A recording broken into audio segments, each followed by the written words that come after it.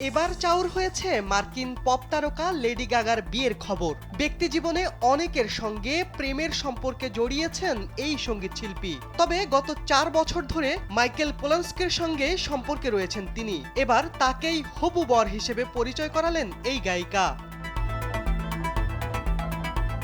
সিএনএনে প্রকাশিত খবরে জানা যায়, রোববার অলিম্পিক সুইমিং প্রতিযোগিতা পর্বে হাজির ছিলেন গাগা। সঙ্গে ছিলেন তার প্রেমিক মাইকেল।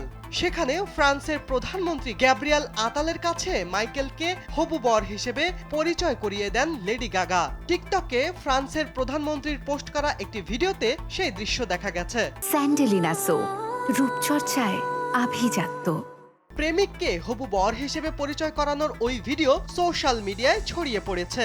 তখনই চাউর হয় গাগার বিয়ের গুঞ্জন। এ বিষয়ে কথা বলতে লেডি গাগার প্রতিনিধির সঙ্গে যোগাযোগের চেষ্টা করেছে সিএনএন, তবে কোনো মন্তব্য মেলেনি। লেডি গাগা ও পোলানস্কির সম্পর্কের কথা প্রকাশ্যে আসে 2020 সালে। ইনস্টাগ্রামে নিজেদের রোমান্টিক ভিডিও প্রকাশ করেছিলেন তারা। এরপর তাদের প্রেমের খবর ছড়িয়ে পড়ে।